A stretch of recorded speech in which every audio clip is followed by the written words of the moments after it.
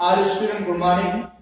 कल आपको बताया था हमने परासरण क्रिया क्या होती थी और आज आपको बताने जा रहे हैं मिश्रण क्रिया। फिर आपका चौथा और संगुणधर्म चल रहा था परासरण दाब, तो फिर उसकी परिभाषा हम निकालेंगे, परासरण दाब की परिभाषा बताएंगे आपको। ठीक, तो देखो लिखा है मिश्रण डिफ्यूजन। ये क्या होता है? जैसे किसी गैस को हम किसी पात्र में भरते हैं तो गैस को पात्र में जहां भी स्थान मिलता है वहां फैल जाती है, इसे कहते हैं गैसों का मिश्रण। इसे क्या कहते हैं? गैसों का मिश्रण। और ये आपका मिश्रण है विलयन का। ठीक, इसमें विलय पदार्थ कैसे विलयन में विस्तृत होता है, तो उसके लिए पहले एक एग्जांपल देखेंगे फिर परिभाषा बताते हैं। जैसे पोटेशियम परमैंगनेट KMnO4, इसका संतृप्त विलयन है। संतृप्त विलयन बताया था कि ऐसा विलयन जिसमें विलय की और अधिक मात्रा ना घोली जा सके उसे बोलते हैं कौन सा विलयन? संतृप्त विलयन। कि ऐसा विलयन जिसमें निश्चित ताप पर विलय की और अधिक मात्रा ना घोल पाए उसे बोलते हैं संतृप्त विलयन। जैसे मैं KMnO4 का संतृप्त विलयन ले लिया, ये गुलाबी रंग का होता है। ठीक, और इसको जल से भरे एक बीकर में डाल दिया। ये आपका बीकर है और ये जल से भरा हुआ है, इसमें इसको हमने डाल दिया। तो पहले तो ये हमारा KMnO4 इसकी परत अलग दिखाई पड़ेगी इसमें, लेकिन थोड़ी देर बाद क्या होगा? KMnO4 विलयन में मिश्रित होने लगेगा। और ये क्रिया जब तक होगी जब तक कि विलयन हमारा कैसा ना हो जाए, समांगी ना हो जाए, बिल्कुल एक जैसा ना हो जाए, तब तक ये क्रिया होती रहेगी। तो इस क्रिया को कहते हैं मिश्रण। क्या बोलते हैं? मिश्रण। कि वह क्रिया जिसमें विलय के अणु, वह क्रिया जिसमें विलय के अणु विलयन में पहुंचकर उसकी सांद्रता को एक समान कर देते हैं, मिश्रण कहलाती है। ठीक, फिर ध्यान दीजिएगा, वह क्रिया जिसमें विलय के अणु विलयन में पहुंचकर उसकी सांद्रता को एक समान या सांद्रता को बराबर कर देते हैं, एक समान कर देते हैं, मिश्रण कहलाती है। जिसका हमारा ये एग्जाम्पल है। ठीक, तो हेडिंग डालिएगा आप लोग मिश्रण लिखिए। वह क्रिया जिसमें विलय के अणु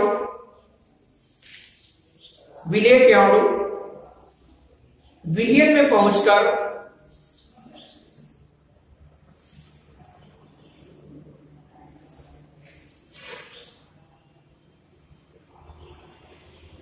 उसकी सांद्रता को एक समान कर देते हैं,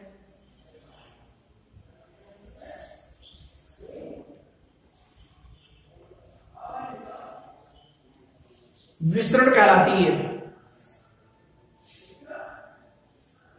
मिश्रण कहलाती है।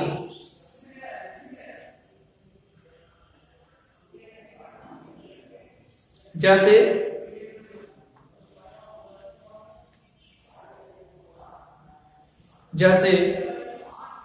KMnO4 के संतृप्त विलयन को जल से भरे बीकर में डालने पर, जैसे KMnO4 के संतृप्त विलयन को जल से भरे बीकर में डालने पर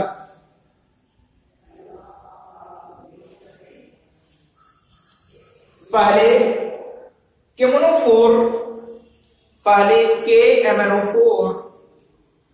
की परत अलग दिखाई पड़ती है,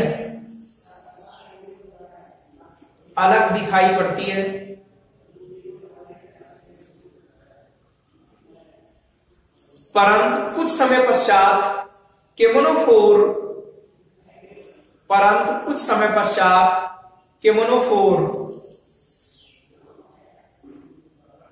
विलयन में विसरित होने लगता है।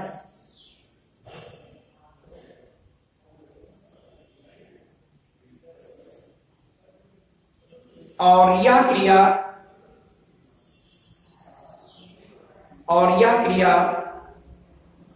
तब तक होती है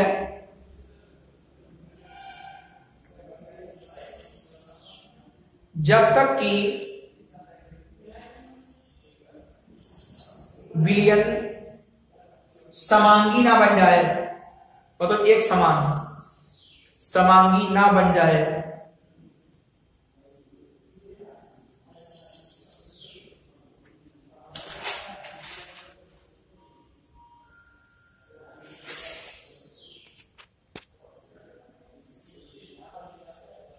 देखिए हेडिंग है आपकी परासरण दाब, ऑस्मोटिक प्रेशर, जो आपका चौथा और संवर्धन था।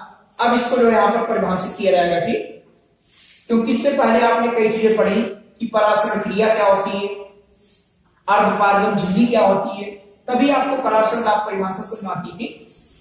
जैसे आप इसकी परिभाषा को आप पहले फिगर द्वारा समझिए। इसमें क्या है, ये अर्धपारगम झिल्ली है, ये कॉपर फेरोसाइनाइड की अर्धपारगम झिल्ली है। इसमें आपका रखा है विलायक, जैसे मान लिया जल, और यहां पर आपका है विलयन।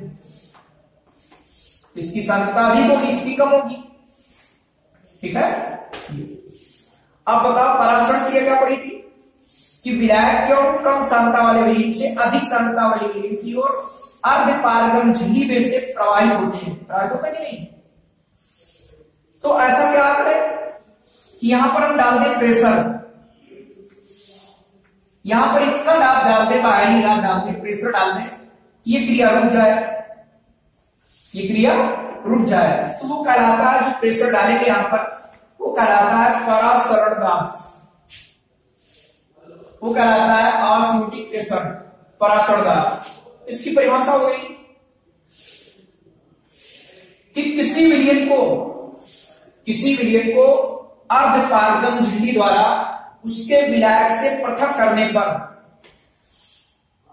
किसी विलयन को अर्धपारगम झिल्ली द्वारा उसके विलायक से पृथक करने पर परासरण क्रिया को रोकने के लिए कम से कम जितने बाहरी दाब की आवश्यकता पड़ती है, या कम से कम जितना बाहरी दाब लगाना पड़ता है, वह उस विलयन का परासरण दाब कहलाता है। ठीक, परिभाषा सुनाएंगे कि जब किसी विलयन को अर्धपारगम झिल्ली द्वारा उसके विलायक से पृथक करने पर परासरण क्रिया को रोकने के लिए कम से कम जितने बाहरी दाब की आवश्यकता होती है, वह उस विलयन का परासरण दाब कहलाता है। ठीक, क्लियर हो गया आपको ये कि परासरण दाब क्या होता है। इसकी परिभाषा लिख लीजिए आप लोग, परासरण दाब की परिभाषा लिखिए, और फिर अभी जो है एक प्रयोग है उसके द्वारा इसे समझेंगे। लिखिए, जब किसी विलयन को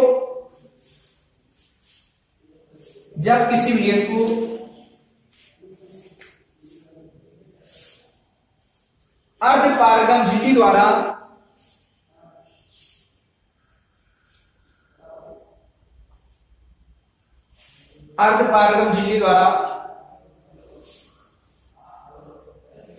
उसके विलायक से पृथक करने पर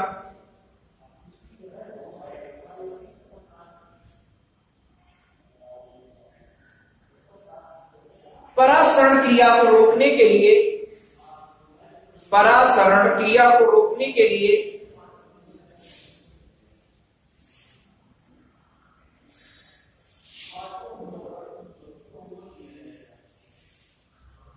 कम से कम जितनी बाहरी दाब की आवश्यकता होती है, कम से कम जितने बाहरी दाब की आवश्यकता होती है,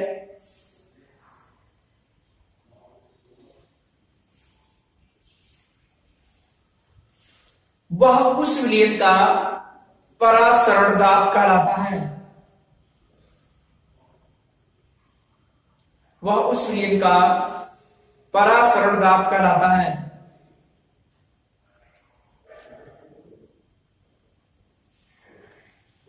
वह उस विलयन का परासरण दाब कहलाता है। एक बार फिर समझ लीजिए कि किसी विलयन को अर्धपारगम झिल्ली द्वारा उसके विलायक से पृथक करने पर परासरण क्रिया को रोकने के लिए कम से कम जितने बाहरी दाब की आवश्यकता होती है, वह उस विलयन का परासरण दाब कहलाता है। इस फिगर से परिभाषा तैयारी कर लो।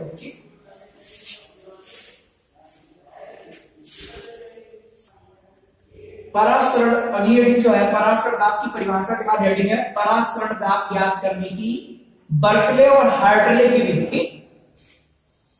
तो देखो इसका फिगर आपका बना है, इसको आप पहले समझ लीजिए बिल्कुल क्लियर, इसके बाद फिगर बनाकर आप जो है जो लिखाएंगे उसे नोट कर लेंगे। देखो इसमें क्या होता है, दो समकेंद्री नलियां होती हैं, आपकी दो नलियां हैं, समकेंद्री नलियां होती हैं, ठीक है। इसमें क्या होता है कि जो आंतरिक नली है वो छिद्रित होती है, ठीक, और बाहरी नली है छिद्र वाली नहीं है, ठीक। जो आंतरिक नलियां होती है वो छिद्रित होती है, मतलब सरंध्रयुक्त। इसमें क्या करते हैं, कॉपर फेरोसाइनाइड की अर्धपारगम झिल्ली लगा देते हैं, ठीक। और इन नलियों के एक सिरे पर केस नली और दूसरे सिरे पर थिसिल फनल लगा देते हैं, ठीक। और इस आंतरिक नली में क्या करते हैं, हम जल भर देते हैं या विलायक जल भर देते हैं केस नली के निशान तक, इसे भरेंगे केस नली के निशान तक भर देंगे, ठीक। और जो बाहरी नली है उसमें क्या करते हैं, इसमें हम भर देते हैं विलयन, उस विलयन को भर देते हैं जिसका मुझे परासरण दाब ज्ञात करना होता है। अब क्या होगा कि परासरण क्रिया के कारण क्या होगा, जो जल के अणु किधर की ओर गत करेंगे, विलयन की ओर, ऐसे गत करेंगे कि नहीं, क्यों, क्योंकि परासरण क्रिया होगी। परासरण क्रिया में क्या होता है कि विलायक के अणु कम सांद्रता वाले विलयन से अधिक सांद्रता वाले विलयन की ओर अर्धपारगम झिल्ली में से प्रवाहित होते हैं। तो जब परासरण क्रिया होगी तो जल के अणु विलयन की ओर गत करेंगे, जिससे क्या होगा, केस नली का तल नीचे आ जाएगा। अब क्या करेंगे हम, ये पिस्टन है, पिस्टन की सहायता से इसमें इतना दाब डालते हैं कि ये क्रिया रुक जाए, ये क्रिया हमारी रुक जाए, समझ रहे हो नहीं। और उस समय जो दाब डालेंगे उसको हम दाब मापी की सहायता से नोट कर लेते हैं, और यही उस विलयन का परासरण दाब कहलाता है कि जल का तल स्थिर हो गया, और उस समय हम उस दाब को दाब मापी की सहायता से नोट कर लेंगे, और वही उस विलयन का क्या कहलाएगा, परासरण दाब कहलाता है, ठीक। क्या कहलाता है, परासरण दाब। तो एक बार फिर समझ लीजिए, इसमें क्या होता है कि दो समकेंद्री नलियां होती है, इसकी जो आंतरिक नली है वो सरंध्रयुक्त होती है, छिद्रयुक्त। उसके छिद्र में क्या करते हैं, कॉपर फेरोसाइनाइड की अर्धपारगम झिल्ली लगा देते हैं, और इसमें जो है एक सिरे में केस नली और दूसरे सिरे में थिसिल फनल लगा देते हैं। आंतरिक नली में जो जल है वो केस नली के निशान तक भर देते हैं, और इस नली और बाहरी नली के मध्य में उस विलयन को भर देते हैं जिसका मुझे क्या ज्ञात करना है, परासरण दाब ज्ञात करना होता है। अब परासरण क्रिया के द्वारा क्या होगा, विलायक के अणु जल की ओर विलयन की ओर गत करने लगेंगे, मतलब जल के अणु जो है विलयन की ओर गत करने लगेंगे। हम बाहर से क्या करेंगे, पिस्टन से इतना प्रेशर डालेंगे कि ये जल का तल स्थिर हो रहा है, और उस प्रकार जो बाहरी दाब डालेंगे उसे पिस्टन की सहायता से नोट कर लेंगे, और वो दाब उस विलयन का क्या कहलाएगा, परासरण दाब कहलाएगा, ठीक। क्या कहलाएगा, देखिए इसको एक बार और समझ लीजिएगा क्लियर, फिर आपको दिखाते हैं। इसमें क्या होता है कि दो समकेंद्री नलियां होती हैं, इसमें जो आंतरिक नली है ये सरंध्रयुक्त होती है, इसके सरंध्र में क्या करते हैं, कॉपर फेरोसाइनाइड की अर्धपारगम झिल्ली लगा देते हैं, और इसके एक सिरे पर केस नली और दूसरे सिरे पर थिसिल फनल लगा देते हैं। केस नली में निशान पर जो निशान है वहां तक इसमें जल भर देते हैं, ये पृथककारी फनल है, इसकी सहायता से जल भर दिया, और इस नली और बाहरी नली के मध्य में उस विलयन को भर देते हैं जिस विलयन का मुझे परासरण दाब ज्ञात करना होता है, ठीक। अब परासरण क्रिया के द्वारा क्या होगा, जल के अणु विलयन की ओर गत करेंगे जिससे केस नली का तल नीचे आने लगेगा। अब हम पिस्टन की सहायता से इतना बाहरी दाब डालेंगे कि केस नली का तल, मतलब जल का तल केस नली में पहले जैसे पूर्व स्थान पर पहुंच जाए, या अपने स्थान पर पहुंच जाए, और उस समय पिस्टन द्वारा जो हम दाब डालेंगे उसको दाब मापी की सहायता से नोट कर लेते हैं, और वही उस विलियन का क्या कहलाता है, परासर दाब कहलाता है। ठीक, अब आप इसे लिख लीजिएगा, लिखिए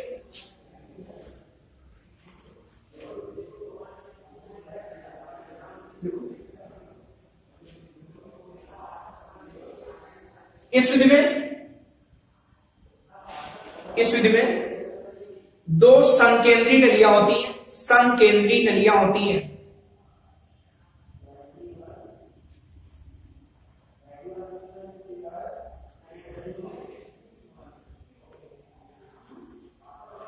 इसमें आंतरिक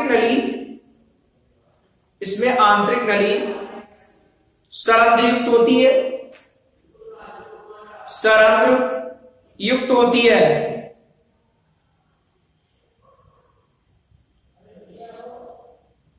सरंध्र युक्त होती है। इसमें कॉपर फेरोसाइनाइड की अर्धपारगम झिल्ली लगा देते हैं। इसमें कॉपर फेरोसाइनाइड की अर्धपारगम झिल्ली लगा देते हैं।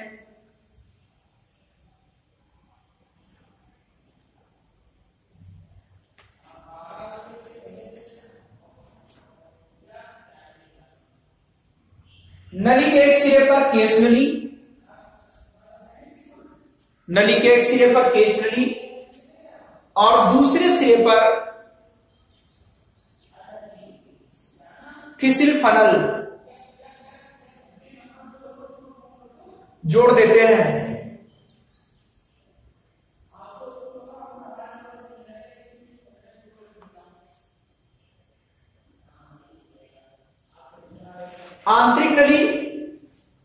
आंतरिक नली में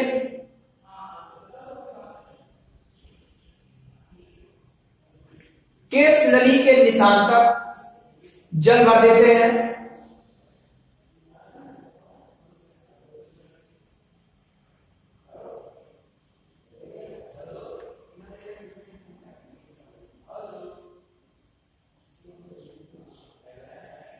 और बाहरी नली में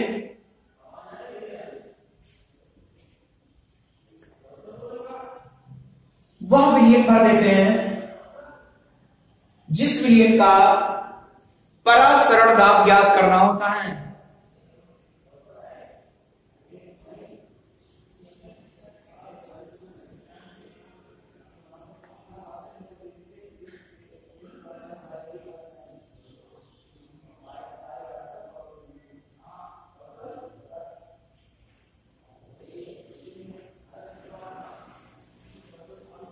परासरण क्रिया द्वारा केस नली में जल का तल नीचे गिरने लगता है।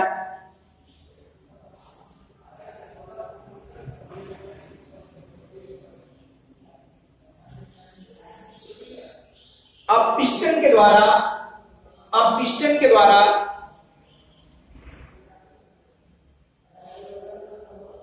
इतना बाहरी दाब डालते हैं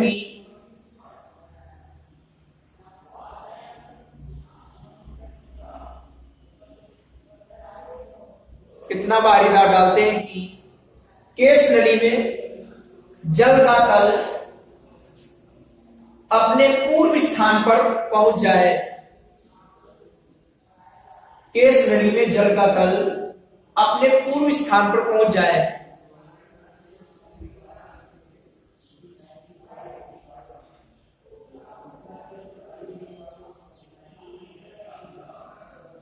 इस दाब को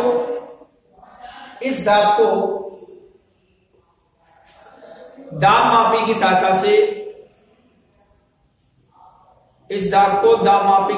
से नोट कर लेते हैं।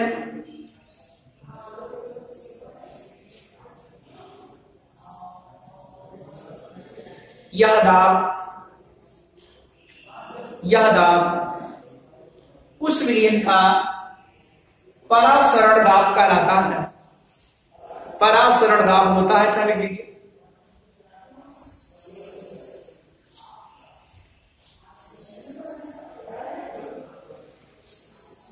तो देखो एक बात समझ लीजिए, जैसे ये नली है और अंदर वाली ये नली, ऐसे समझ लीजिए, ठीक, ऐसे नली, तो अंदर वाली नली छिद्रित है, ये बाहरी नली है, ऐसे फिगर। तो हमने आपको 2D में बना के दिखाया, वो 3D में ऐसे फिगर, ये नली बाहरी है आपकी आंतरिक नली, इस तरीके से। तो ध्यान रखना, इसमें जब परासरण क्रिया होगी तो केस नली में जल का तल नीचे आने लगेगा। अब क्या करेंगे, पिस्टन की सहायता से इतना दाब डालेंगे कि केस नली में जल का तल अपने पूरे स्थान पर पहुंच जाए, और जितना प्रेशर यहां पर डालेंगे हम उसको दाब मापी की सहायता से नोट कर लेंगे, और वही आपका जो दाब होगा वो उस लीड का परासरण दाब होता है, ठीक, समझ रहे हो कि नहीं। ये आप जो पिस्टन से दाब डालेंगे, ठीक। परासरण दाब के नियम, परासरण दाब के नियम, तो परासरण दाब के नियम जो प्रतिपादित किए वो वान हाफ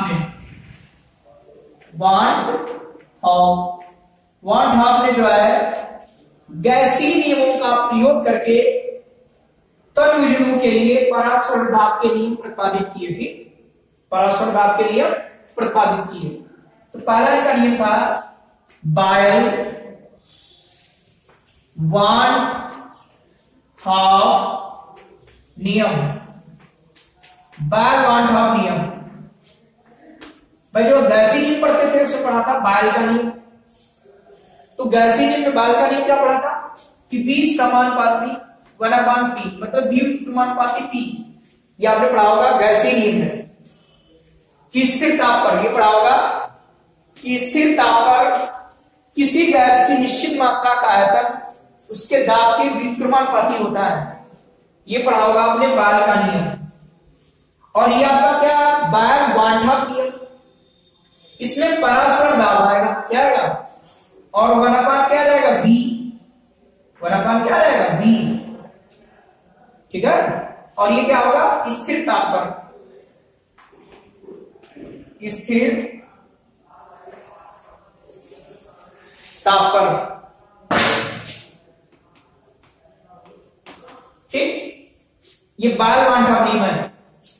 और अनुपात B क्या होता है, C समानुपाती, क्योंकि C बराबर क्या होता है, मोल मिलीमीटर का आयतन लीटर में, तो मोल एक यहां पर एक है, तो अगर एक होता है तो C बराबर होता है 1/B, ठीक है।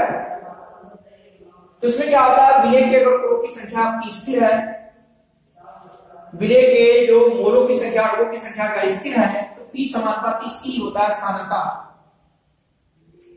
तो ये कहलाता है बायल वान हाफ नियम, कि इस नियम के अनुसार स्थिर ताप पर, इस नियम के अनुसार स्थिर ताप पर किसी तल विलयन का परासरण दाब, क्योंकि ये नियम तल विलयन पर लागू होगा, अब इसकी जो लिमिट पढ़ाएंगे, कि स्थिर ताप पर किसी तल विलयन का परासरण दाब उसके आयतन के व्युत्क्रमानुपाती होता है या सांद्रता के समानुपाती होता है, ठीक, सुना रहा है, ये समानुपाती होता है। अब V बराबर क्या आ जाएगा, ये कोई स्थिरांक है, समानुपाती स्थिरांक है 1/P, तो P बराबर क्या आएगा, K। आप इस नियम को ऐसे भी परिभाषित कर सकते हो, ठीक, कि स्थिर ताप पर किसी तल विलयन का परासरण दाब और उसके आयतन का गुणनफल सदैव स्थिर रहता है। ये क्या कांस्टेंट है, ये क्या स्थिरांक,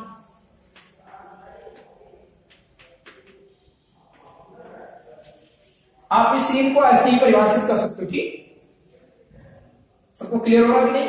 लिखिए, परासरण दाब के नियम हेडिंग है, परासरण दाब के नियम, इसके नीचे लिखो वान हाफ ने परासरण दाब के नियम है, उसमें लिखिए वान हाफ ने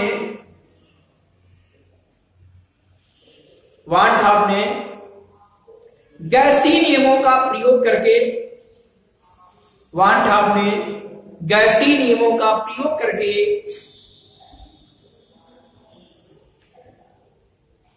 परासरण दाब के नियम प्रतिपादित किए। परासरण दाब के नियम प्रतिपादित किए।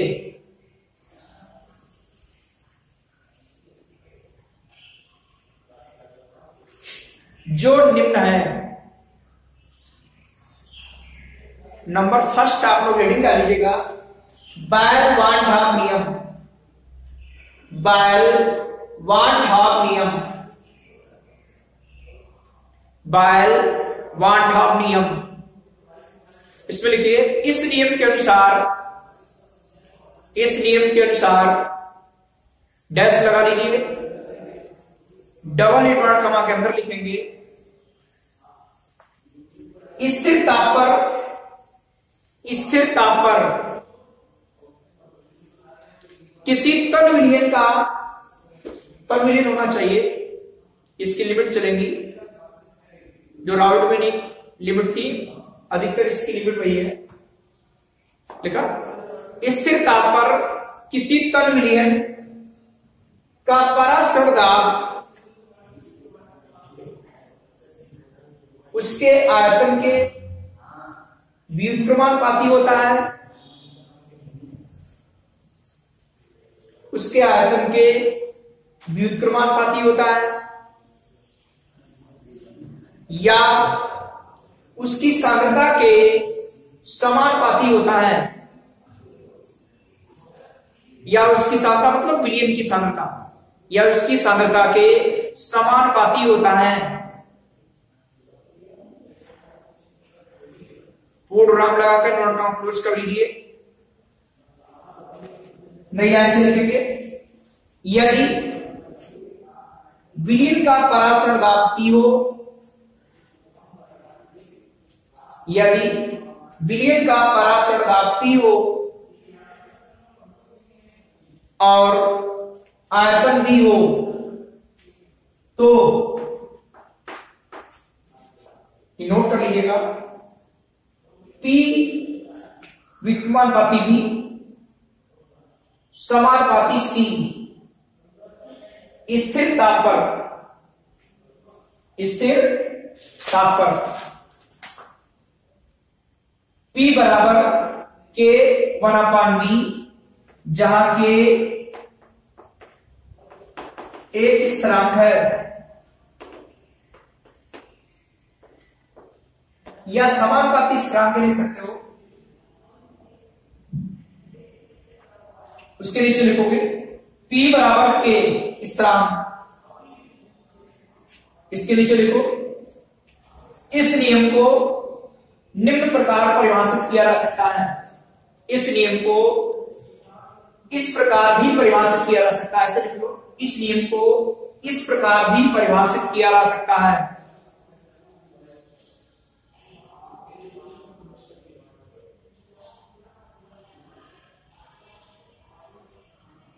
लिखिए, स्थिर ताप पर, स्थिर ताप पर, स्थिर ताप पर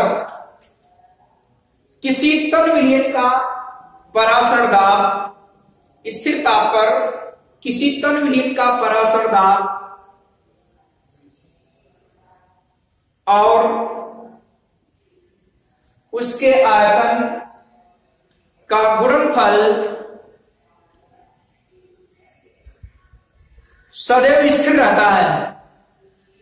स्थिर ताप पर किसी तन विलयन का परासरण दाब और उसके आयतन का गुणनफल सदैव स्थिर रहता है।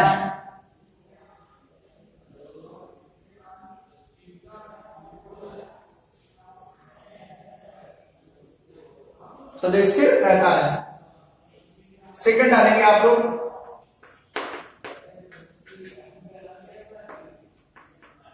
चार्ल्स वान ढाप नियम, सेकंड एक डाल दीजिएगा आप लोग, चार्ल्स वान ढाप नियम,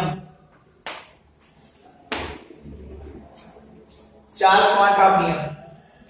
जैसा आपने गैसी नियम में पढ़ा था, चार्ल्स का नियम, B समानुपाती T, कि स्थिर दाब पर, स्थिर दाब पर किसी विलयन, आपने गैसी नियम पढ़ा था कि स्थिर, सॉरी दाब पर, स्थिर दाब पर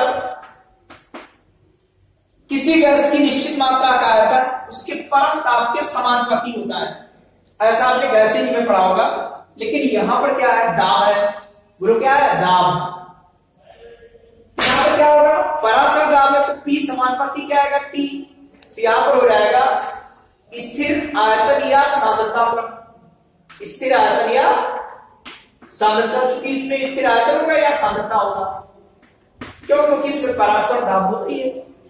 तो इसे दाब ताप नियम भी कह सकते हो, इसे दाब ताप नियम भी कह सकते हो, ठीक। लेकिन यहां पर परम ताप है, इसीलिए 4 समानुपात नियम है, ठीक, कि P समानुपाती T। इस नियम के अनुसार क्या है कि स्थिर आयतन या सांद्रता पर किसी तल विलयन का पराशर दाब उसके परम ताप के समानुपाती होता है, ठीक, परम ताप के समानुपाती होता है। ये 4 समानुपात नियम है। P बराबर हटाएंगे K इंटू T, जहां के समानुपाती स्थिरांक है, जहां के क्या है, एक समानुपाती स्थिरांक है। P अपान T बराबर क्या आया, K। K क्या है, स्थिरांक। तो आप इस नियम को ऐसे ही परिभाषित कर सकते हो कि स्थिर ताप पर किसी तल विलयन का पराशर दाब और उसके परम ताप का अनुपात सदैव स्थिर रहता है, ठीक। लिखिए 4 समानुपात नियम लिखिए। इस नियम के अनुसार, इस नियम के अनुसार, इस नियम के अनुसार, इस देखिए डबल यूनिट का के अंदर स्थिर आयतन या सांद्रता पर, स्थिर आयतन या सांद्रता पर किसी तल विलयन का परासरण दाब,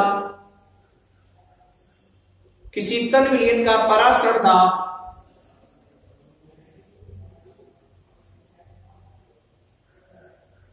उसके परम ताप के, उसके परम ताप के समानुपाती होता है।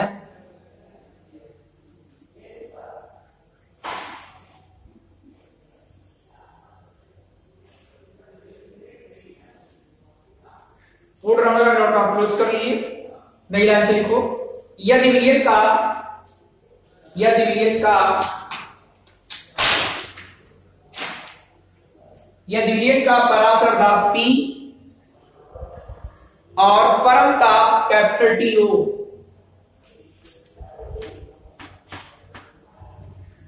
तो P समानुपाती T, P समानुपाती T स्थिर आयतन या सांद्रता पर ब्रैकेट लिख देंगे। P बराबर K इंटू T, जहां K एक समानुपाती स्थिरांक है, जहां K एक समानुपाती स्थिरांक है। P अपान T बराबर K स्थिरांक। नीचे लिखिए। इस नियम को इस प्रकार भी परिभाषित किया जा सकता है, इस नियम को इस प्रकार भी परिभाषित किया जा सकता है।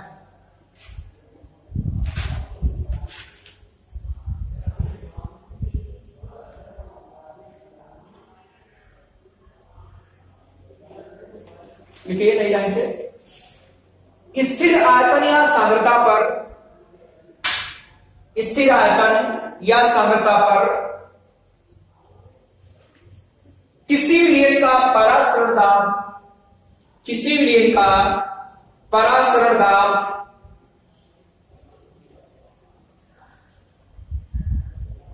और उसका परम ताप और उसके परम ताप का अनुपात सदैव स्थिर रहता है। एक बार फिर समझ लीजिए, स्थिर आयतन या सांद्रता पर किसी तरल विलयन का परासरण दाब और उसके परम ताप का अनुपात सदैव स्थिर रहता है, ठीक।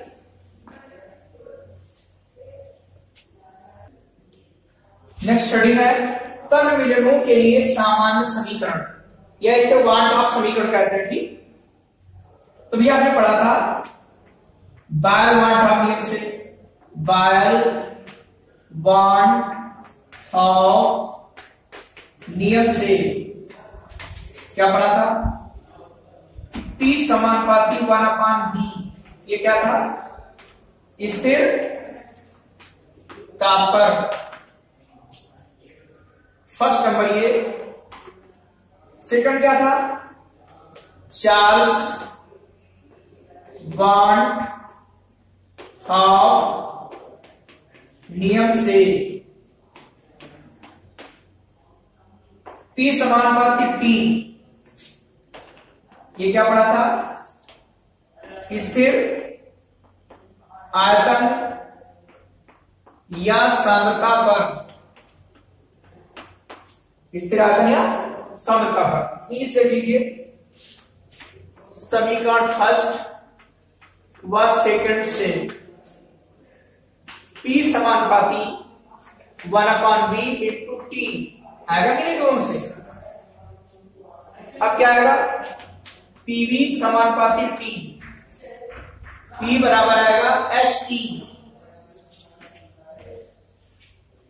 P बराबर क्या आएगा ST, जहां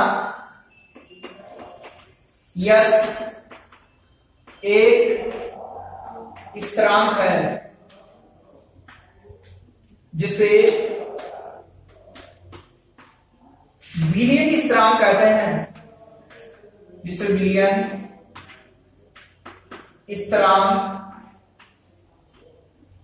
कहते हैं। और ये समीकरण आपकी वन टॉप समीकरण कहलाएगी। ठीक, जहां S एक स्थिरांक है जिसे विलेय स्थिरांक कहते हैं, और ये विलेय के मोलों की संख्या अगर एक हो तो उसके लिए सामान्य समीकरण होती है। ठीक, और S का मान क्या होता है, देखिए 0.0821, क्या आपको याद कर लेना, न्यूमेरिकल में दिया भी आता है। S बराबर क्या आता है, 0.0821 litre ATM kelvin knots mole inverse, अभी मान के बताएंगे ये। ठीक, केल्विन नॉट्स और मोल इनवर्स। एक होता है 8.314 जूल केल्विन इनवर्स मोल इनवर्स। ठीक है, और एक सीरीज में होता है, एमएस में और सीडीएस में 8.314 गुणे 10⁻7 और होता है अर्ग केल्विन नॉट्स मोल इनवर्स। अरे पढ़ा होगा 1 जूल बराबर 10⁻7 अर्ग होता है। ठीक, ये मान होते हैं, न्यूमेरिकल में से दिया था, अधिकतर ये मान लगता है। ठीक, S बराबर 0.0821 litre ATM kelvin knots mole inverse. ये joule kelvin knots mole inverse, ये erg kelvin knots mole inverse, ये मान होता है। ठीक, अब देख लीजिए इसी के नीचे, यदि विलियन में विलेय के मोलों की संख्या, विलेय के मोलों की संख्या